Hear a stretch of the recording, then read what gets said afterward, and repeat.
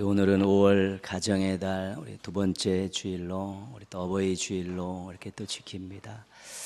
모두가 다 부모님들이시고요. 또 가정을 위해 또 나라를 위해 쓰셨는데 주변에 우리 꽃 다신 분들 한번 보시죠. 누가 다셨는가? 우리 또 감사한 마음으로 또 건강하시고 또 평안하시라고 우리 박수 한번 하시도록 하겠습니다. 감사합니다.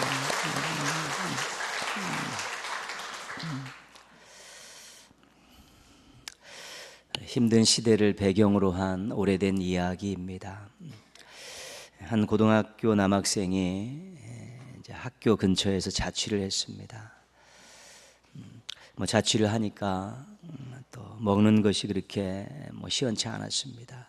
굶기도 하고 라면으로 때우기도 하고 또 쌀이 보내지면 또 밥을 해 먹고 그랬는데 학교 근처에 할머니가 운영하는 식당이 있었습니다.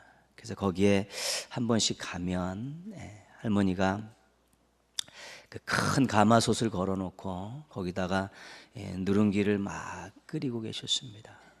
그러면서 학생들에게 오늘도 밥을 태워서 누룽지가 많네. 밥 먹고 누룽지도 실컷 퍼다 먹어라. 에구 왜 밥은 왜 이렇게 잘 타는고 그러셨습니다. 그래서 이 남학생은 돈을 아끼기 위해서 친구와 밥 한 공기를 시켜놓고 누룽지를 2그릇 이상을 먹으면서 배를 채웠습니다.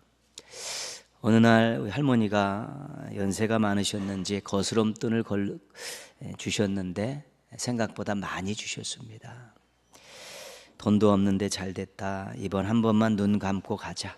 할머니는 나보다 돈이 많으시니까.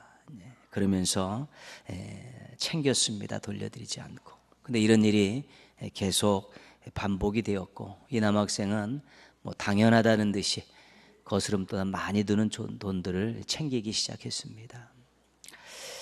몇 달이 지난 후 어느 날 식당 문이 잠겨져 있었고 할머니의 모습이 보이지 않았습니다. 학생들이 다 궁금해하던 중에 어느 날 선생님이 조회 시간에 들어오셔서 이렇게 말씀합니다. 다 눈 감아라. 학교 앞 할머니 식당에서 식사하고 거스름돈 잘못 받은 학생 손 들어봐. 이 남학생도 뜨끔했습니다. 친구가 눈치를 보다가 손을 들었습니다. 선생님께서 야, 많기도 많다. 반이 훨씬 넘네. 그러셨습니다.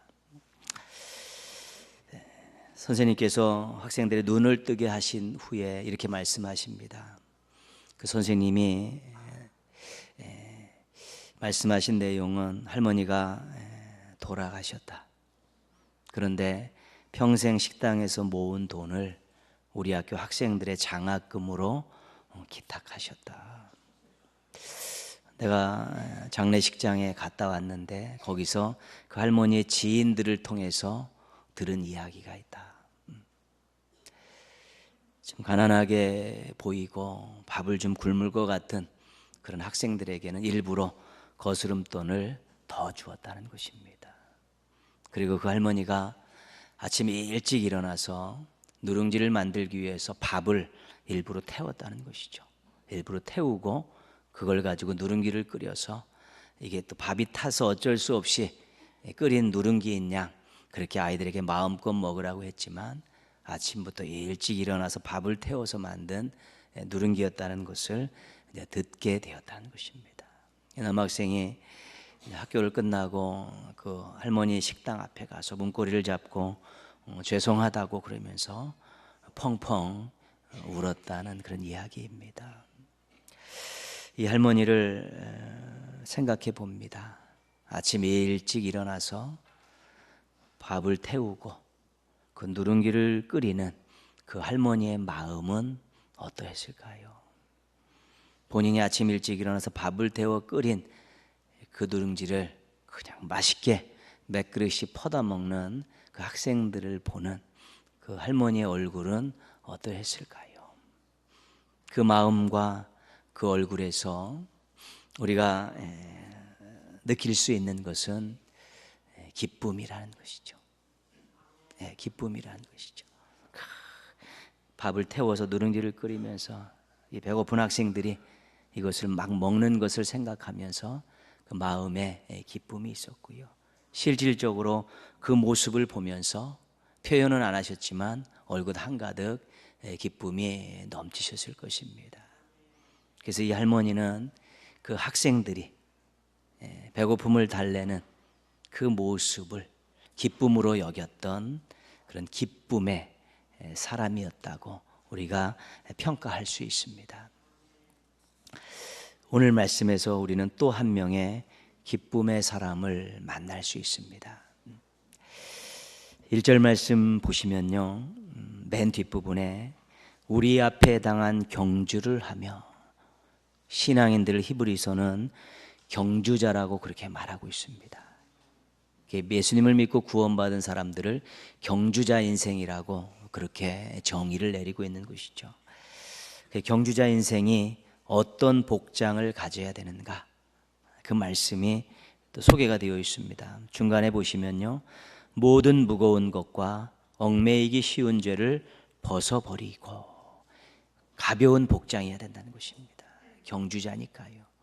그런데 그 한 가지가 뭐냐면 모든 무거운 것은 짐을 이야기합니다. 여러분, 짐을 지고 뛰면 아니면 뭘 메고 뛰면 당연히 잘 달릴 수가 없게 되어 있는 것이죠. 그래서 그 경주자에게 있어서 아주 간편하게 아무것도 들지 않고 뛰는 게 좋은데, 그래서 짐을 벗어버리라는 것입니다.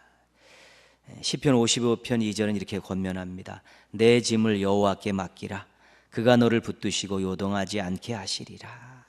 무거운 짐 우리 주님께 맡기면 해결해 주신다는 것입니다.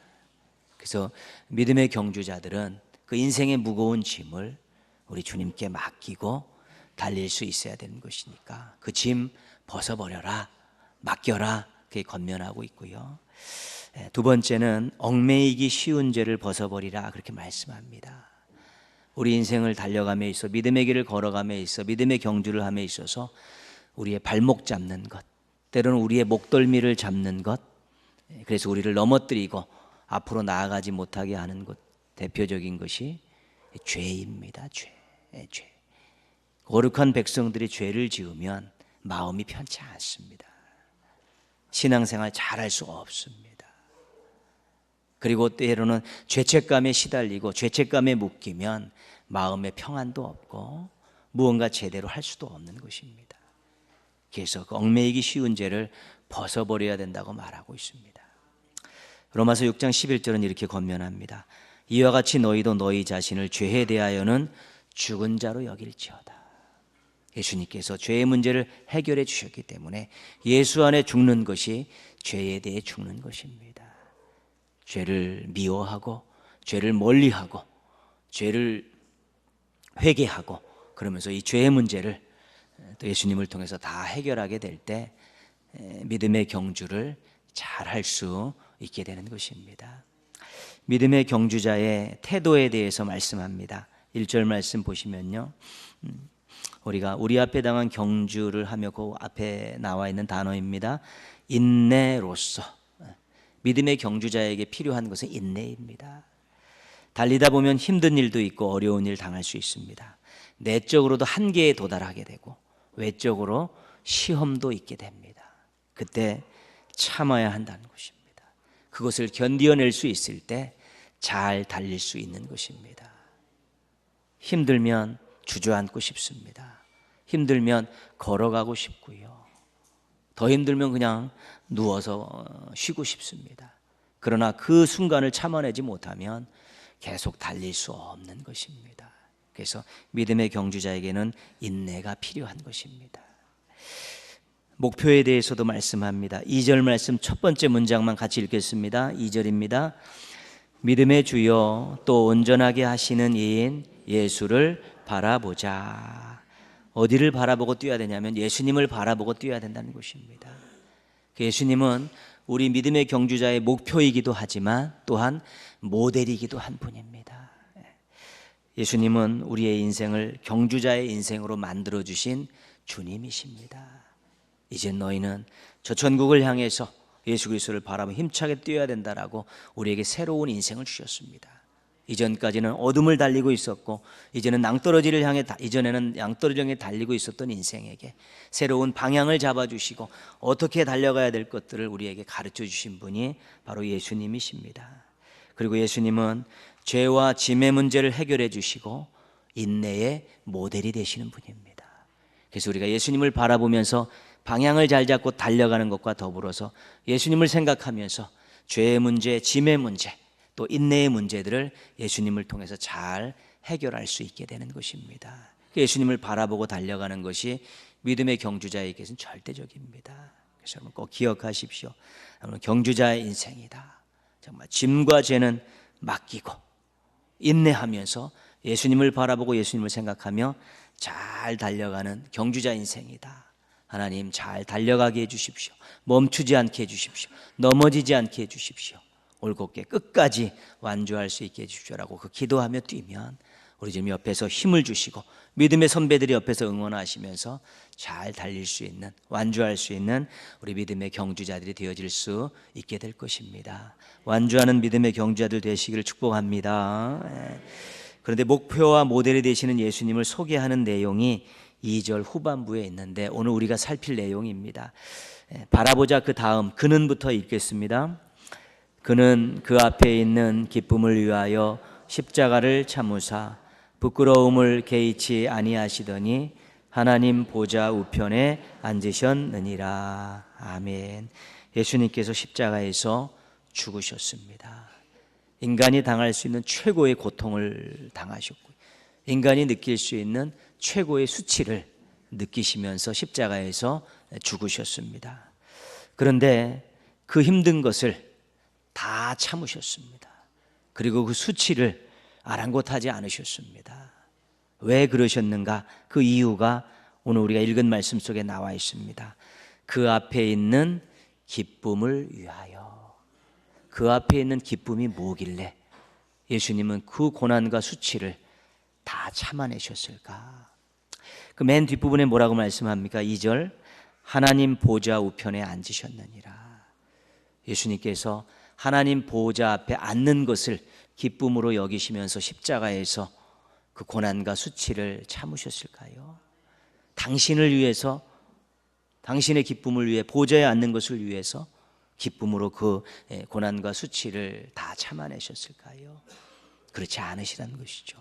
예수님은 당신 자신을 위해 십자가에서 죽으신 게 아니기 때문에 그렇습니다. 그런 그 앞에 있는 기쁨을 위하여 그 앞은 십자가 앞입니다. 십자가 앞에서 죄인들이 구원받는 그 기쁨을 위해서 그 수치와 그 고난을 참아내셨다는 것입니다. 그러니까 예수님은 어떤 분이셨냐면 죄인이 구원받는 것을 기쁨으로 여기셨던 분입니다. 죄인들이 구원받는 것을 기쁨으로 여기셨기 때문에 그 고난과 수치를 다 스스로 감당하시고 자발적으로 짊어지셨다는 것입니다. 우리는 예수님의 고난과 수치 때문에 구원받은 행복한 인생들입니다. 그 고난과 수치 속에서도 우리의 구원을 생각하면서 기뻐하셨던 그 예수님을 평생 자랑하며 평생 사랑하며 살아야 되는 것입니다.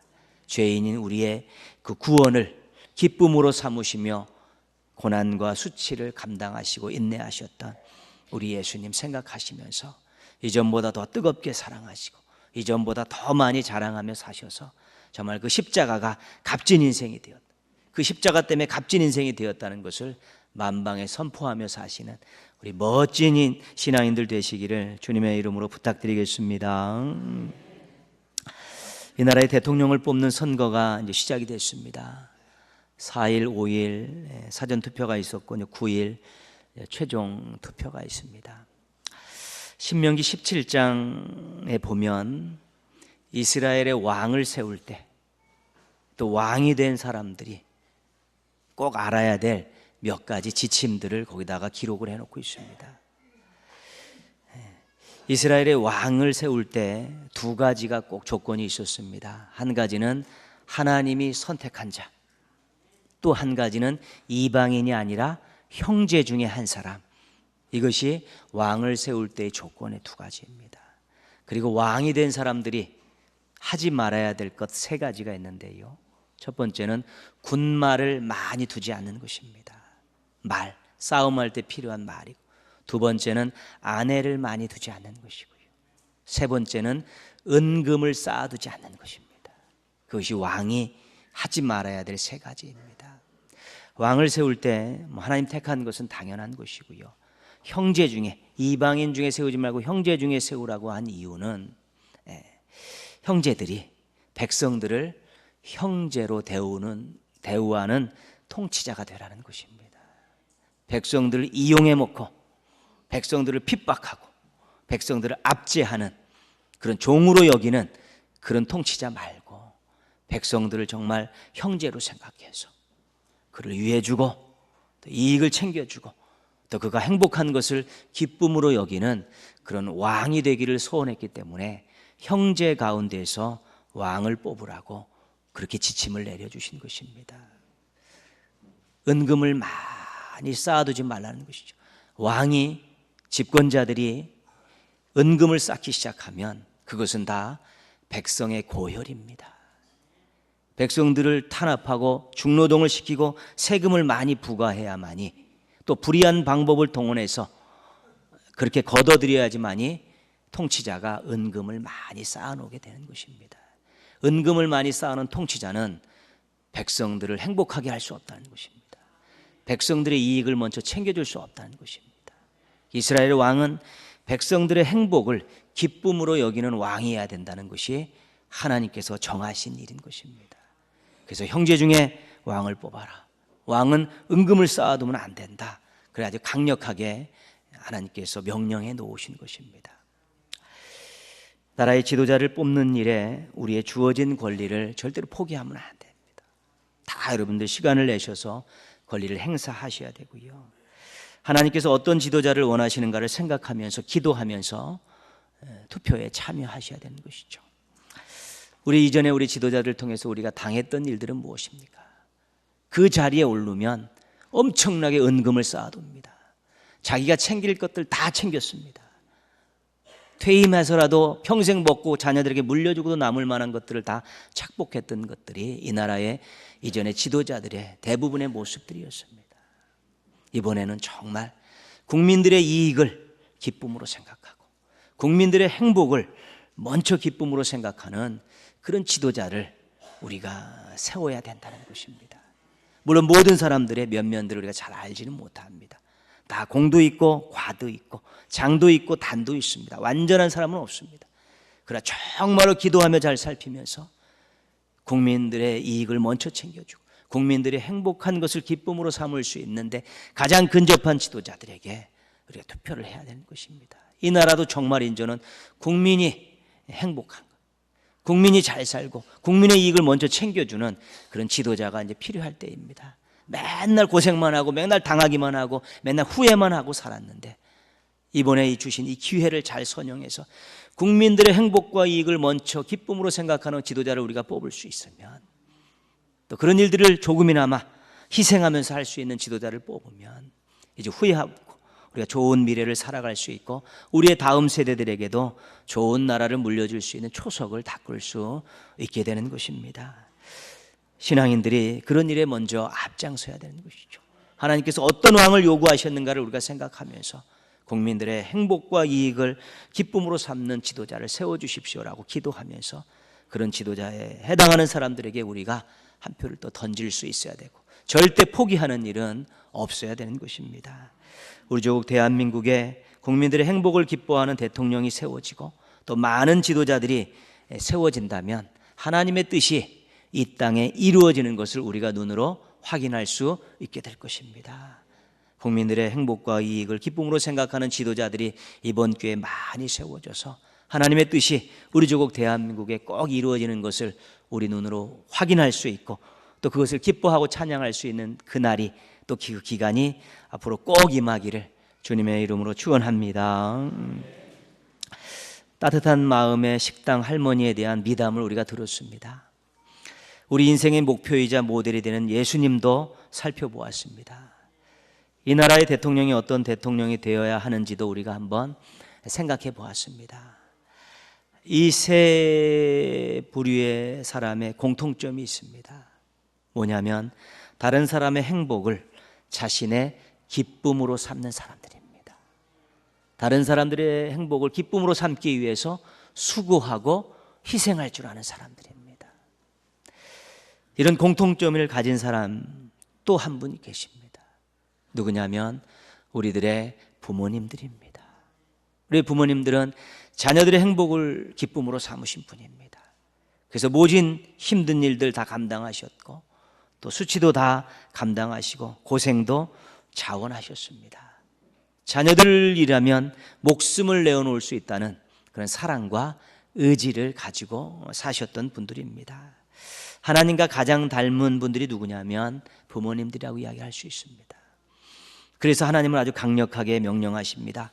내 부모를 공경하라. 이것은 약속이 있는 첫 계명이니라. 내 부모에게 순종하라. 이것이 옳으니라. 너희들이 나의 백성이라면, 나 하나님의 백성이라면 너희들은 부모를 공경하고 순종해야 된다. 내 백성은 그렇게 하는 것이 마땅하다. 너희들이 부모님으로부터 엄청난 은혜와 사랑을 받고 그분들의 정말 땀과 눈물과 피로 성장했다라고 인정한다면 부모님께 공경하고 순종해야 된다. 이것이 하나님의 명령입니다. 우리 모두는 하나님의 기쁨이고 우리 모두는 부모님의 기쁨입니다. 우리 행복을 위해 모든 것을 다 바치신 분들입니다. 그래서 마음을 다해 입술로 삶으로 존중하고 순종하며 살아야 하는 것이 마땅한 것입니다. 신앙인의 자리에서 더더욱 그래야 되고요. 자녀의 자리에서도 예외가 없는 것입니다. 연로하신 어르신들께 몇 가지 물었을 때요. 무엇이 두렵습니까? 물었을 때요. 좋아하는 사람들이 죽어가고 날 기억하는 사람들이 적어질 때 두렵다. 그렇게 말씀하신 내용이 많았고요. 늙는 것보다 쓸모 없어지는 것 같을 때 두렵다. 그런 말씀들을 많이 하셨습니다. 그럼 우리가 이것을 뒤집어 보면 되죠. 기억해드리면 되고 그 인생이 그 존재 자체가 가치 있는 인생이라는 것을, 가치 있는 존재라는 것을 인정해드리는 것이 부모님을 공경하고 순종하는 것입니다. 저는 가정의 달에 설교 자신 있게 못합니다. 제대로 한 게 없어서 그렇습니다. 솔직하게 그랬습니다. 지난주도 우리 사무엘 얘기했습니다. 사무엘이 자녀들을 잘 기르지 못했다고. 이유가 바빠서였죠. 그래서 집에 갔더니 우리 사모가 찔리는 거 없어. 찔린다고. 내가 회개하고 준비했다고 그렇게 얘기하고. 부모님에 대한 이 부분도 제가 하기 때문에 여러분들에게 해야 된다라고 말씀은 못 드리겠습니다. 그러나 하나님께서 명령하셨기 때문에 저도 할 것이라고 더 잘해야겠다는 마음을 가지고 드리는 것이지요. 세상은 사람들을 기능적으로 판단합니다. 그러나 성경은 사람을 존재론적으로 판단하는 것입니다. 있는 것 자체만으로 가치가 있다는 것입니다. 세상은 그러나 돈을 벌어야 되고 무슨 유용한 일을 해야지만이 가치 있다고 생각하는 것입니다. 우리가 사람들을 보고 또 어린아이들을 보고 또 어르신들을 보면서 세상과 똑같이 기능적으로 판단하게 된다면 전부 다 쓸모없는 존재들이 되는 거죠. 그러나 존재는 쪽입니다. 하나님의 형상으로 만들어졌고 하나님이 이 땅에 사명을 갖고 보내셨고 정말로 이미 오래전에 그 모든 할 일들을 자녀들을 위해 가정을 위해 다 하셨다는 그런 생각을 가지고 계신 것, 살아계신 것만 자체도 힘이 되고 너무 좋습니다. 기도해주는 그 한 가지만 가지고도 평생 동력을 얻은 것 같습니다. 말씀 한마디, 경험에서 나온 말씀 한마디만 가지고도 행복하고 힘이 납니다. 늘 그렇게 존재론적으로 인정해드리고 가치를 인정해드리고 그렇게 하는 것이 정말 우리가 공경하는 것이고 또 순종하는 것이고 하나님 뜻대로 부모님을 잘 섬기는 것입니다. 기억하고 기도해드리고 기억하고 연락하고 또 자신과 관계된 기도 제목들을 부탁드려서 그 기도 때문에 본인이 평생 살았는데 지금도 그 기도로 살고 있다는 것들을 각인시켜드리면서 기도하며 사실 수 있도록 또 필요할 때마다 또 조언을 구하면서 그렇게 그 자리에 계신 것만 해도 인생이 가정이 빛이 난다는 것, 그 가치를 그 필요성을 인정해 주는 것만큼 귀한 효도는 없는 것입니다. 뭘 잘해드리고 잘 메고 여행 그런 것들은 세 번째 문제입니다. 존재 그 자체만 나를 바라보시고 나를 위해 기도하고 계시고 나에게 따뜻한 말씀을 하시고 손 한번 잡아주고 등 들어주신 그것만 가지고도 내 인생의 가장 든든한 지원군이고 내 인생의 평생의 큰 재산이라는 그런 마음을 가지고 늘 연락하고 기도 제목 부탁하면서 그렇게 존중해 드리는 것이 우리가 해야 될 아주 귀한 것이라는 것을 잊지 말아야 되는 것입니다. 신앙인의 자리에서 자녀의 자리에서 부모님을 공경하고 순종하는 우리 멋진 자녀분들 되시기를 주님의 이름으로 부탁드리겠습니다. 우리 부모님이 안 계신 연로하신 우리 부모님들께 한 말씀만 부탁드리겠습니다. 열왕기상 2장 2절 3절입니다. 내가 이제 세상 모든 사람이 가는 길로 가게 되었노니 너는 힘써 대장부가 되고 내 하나님 여호와의 명령을 지켜 그 길로 행하여 그 법률과 계명과 율례와 증거를 모세의 율법에 기록된 대로 지키라. 그리하면 내가 무엇을 하든지 어디로 가든지 형통하리라. 이 말씀은 다윗이 이제 거의 임종을 앞에 두고 아들 솔로몬에게 주었던 유언입니다. 유언의 내용이 간단합니다. 내가 신앙생활 열심히 했더니 하나님께서 내 인생을 책임져 주셨다. 내가 말씀에 순종하며 살았더니 하나님께서 나를 형통하게 하셨다. 너도 그렇게 살아라. 네가 지금 연약하다, 정치적인 기반도 약하다, 육신도 약하다. 그렇지만 하나님이 함께 하시면 너는 대장부로 살아갈 수가 있다. 그것이 다윗이 임종 직전에 솔로몬에게 줬던 유언입니다. 좋은 유언을 준비하십시오. 자녀들에게 물질 남겨주려는 생각하지 마시고요. 내가 살아봤더니 하나님 아니면 안 되더라. 내가 살아봤더니 하나님이 도와주시지 않으니까 아무것도 아니더라. 그 말씀 자녀들에게 유언으로 남겨주시면 큰 재산 주시는 것입니다. 내가 부족하지만 말씀에 순종하려고 살아봤더니 순종 한번 했더니 하나님 너무 기뻐하시면서 우리 가정에 복을 주시더라.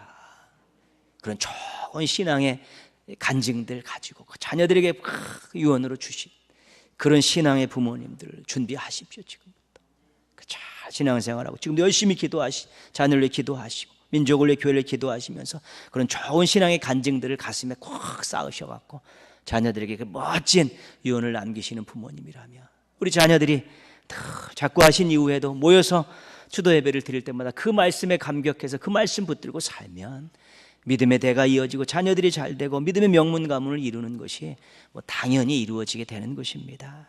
우리 부모님들 자리에 계신 분들, 또 자녀의 자리에 계신 분들, 동인의 모든 가족들, 우리 모두 먼저 하나님의 영광을 기쁨으로 삼는 그런 신앙인들이 됩시다.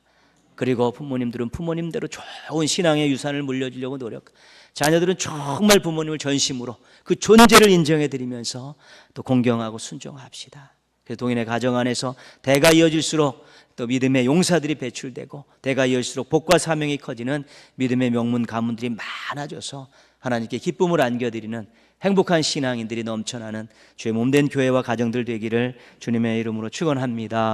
아멘.